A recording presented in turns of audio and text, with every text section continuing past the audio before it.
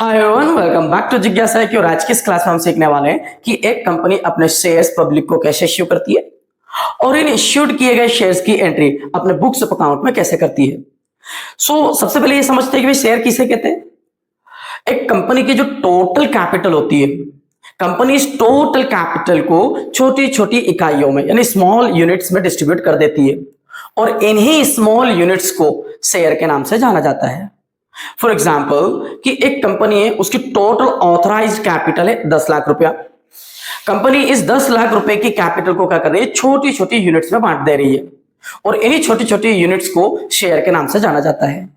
ये जो शेयर्स होते हैं ये दो प्रकार के होते हैं, एक होता है इक्विटी शेयर्स और एक होता है प्रेफरेंस शेयर्स।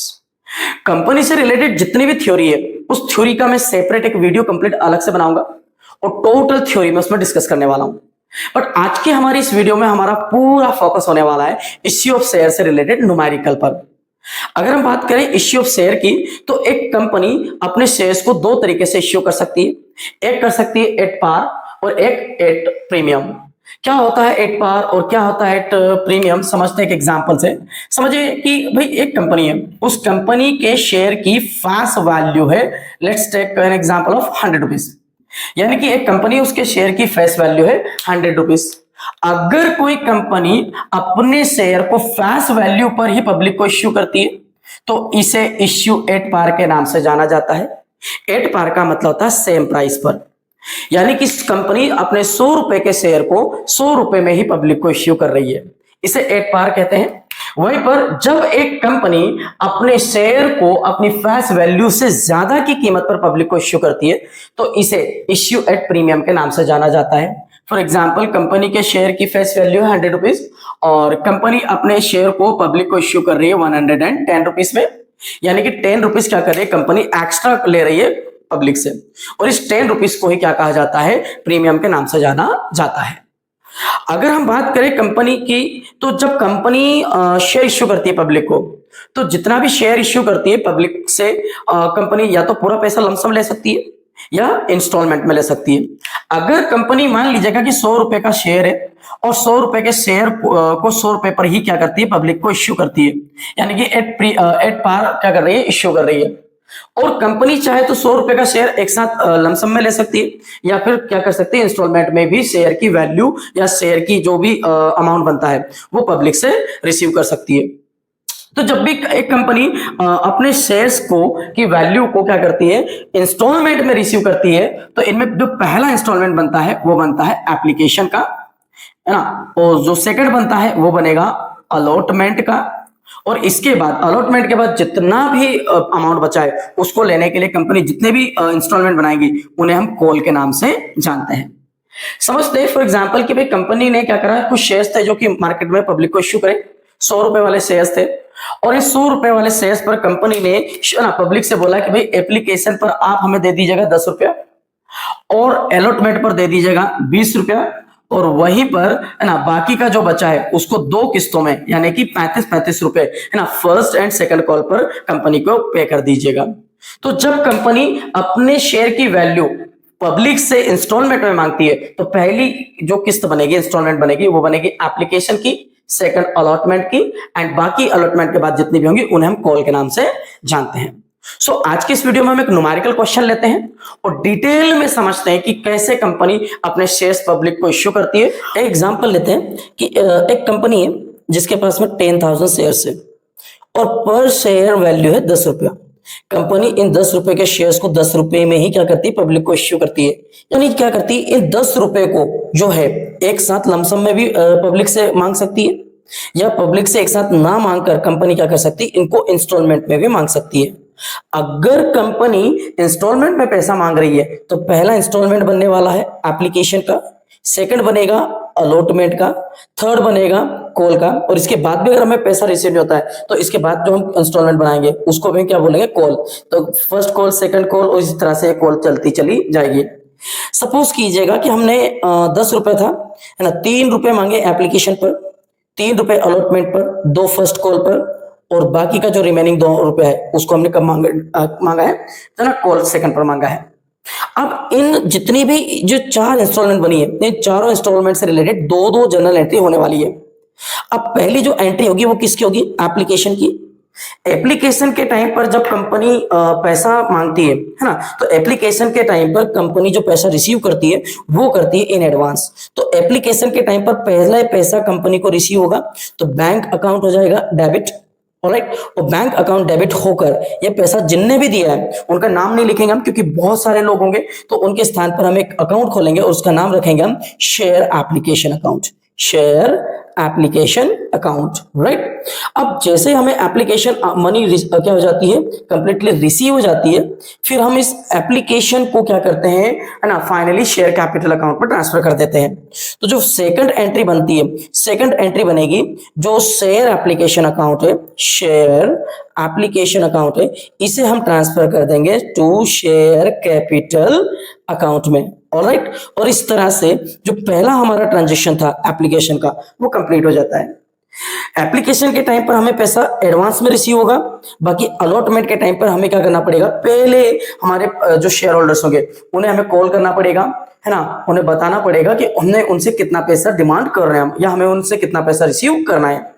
तो अलॉटमेंट्स के बाद जितने भी इंस्टॉलमेंट बनेंगे इनमें पहले हम क्या करेंगे, कॉल करेंगे, है ना, टू द शेयर होल्डर्स। तो इसकी एंट्री कैसे बनेगी, अब अलॉटमेंट की एंट्री देखते हैं कैसे बनने वाली है। तो सबसे पहले हमें क्या करना है, शेयर अलॉटमेंट अकाउंट कर देना है ड्यू। शेयर अलॉटमेंट अकाउंट कर देना है ड्यू, यानी कि डेबिट कर देना है ना। इट मीन्स कि ये पैसा भी हमें आना, बाकी ये भी पैसा आया नहीं है, और इस का पैसा जो भी आने वाला है वो कहां जाने वाला है, शेयर कैपिटल अकाउंट में। यानी कि ये जो हमने अलॉटमेंट का पैसा ड्यू किया है ये क्या है, शेयर कैपिटल अकाउंट के अगेंस्ट में। अब यहां पर हमें पैसा भी रिसीव नहीं हुआ है, पैसा अब इसके बाद रिसीव होगा। तो जब हमें पैसा रिसीव होगा अलॉटमेंट का तो हम एंट्री करेंगे, बैंक अकाउंट क्या कर देंगे, डेबिट कर देंगे। और बैंक अकाउंट डेबिट करने के बाद ये पैसा हमें रिसीव हो चुका है इस अलॉटमेंट का, तो इस शेयर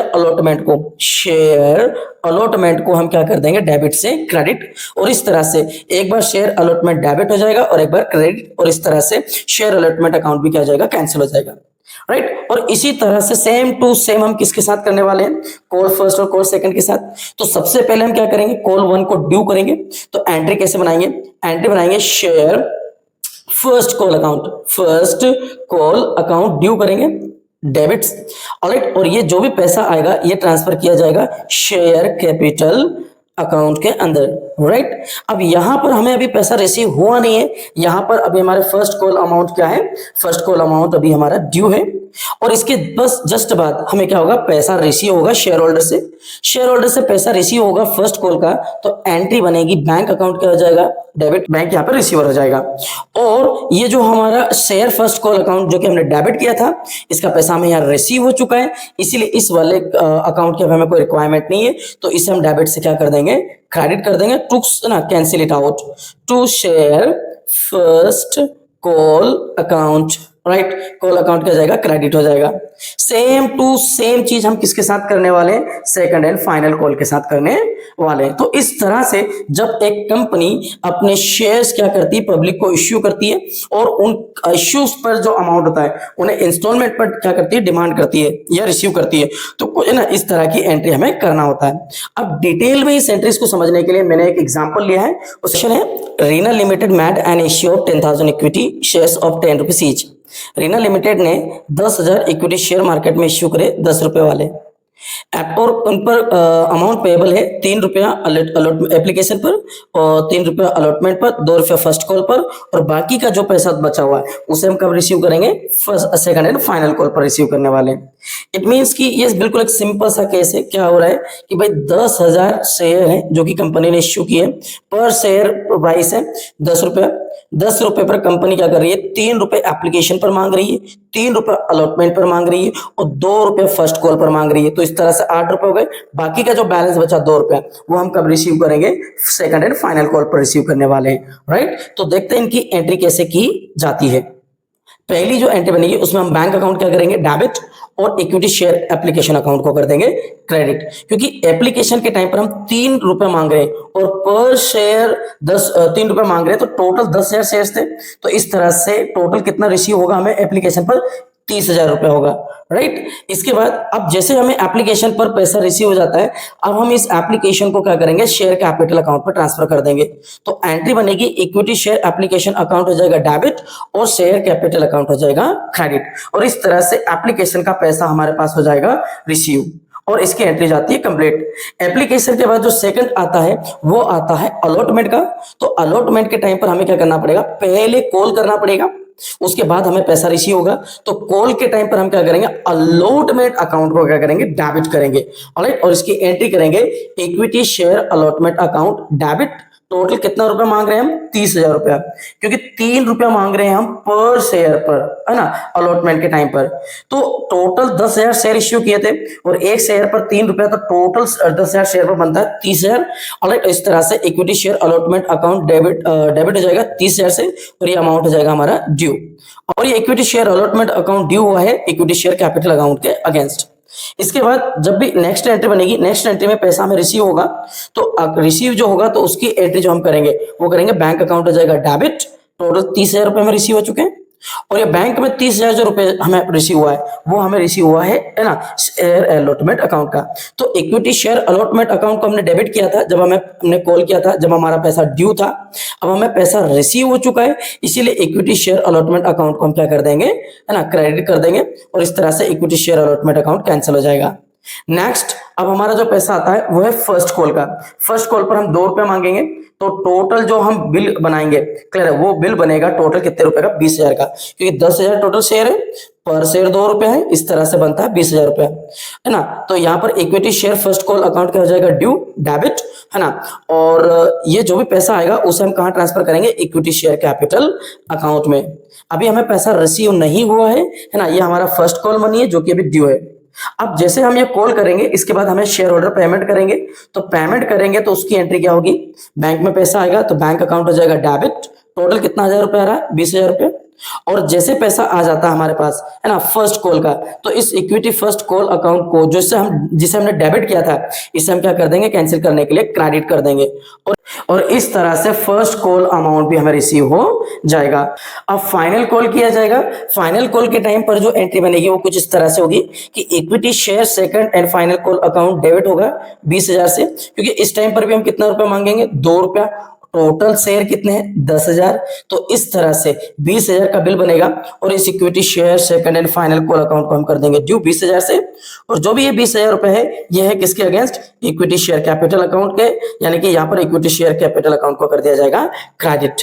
और अभी हमें पैसा रिसीव नहीं हुआ है तो इसकी नरेशन बनाएंगे, being final call money due.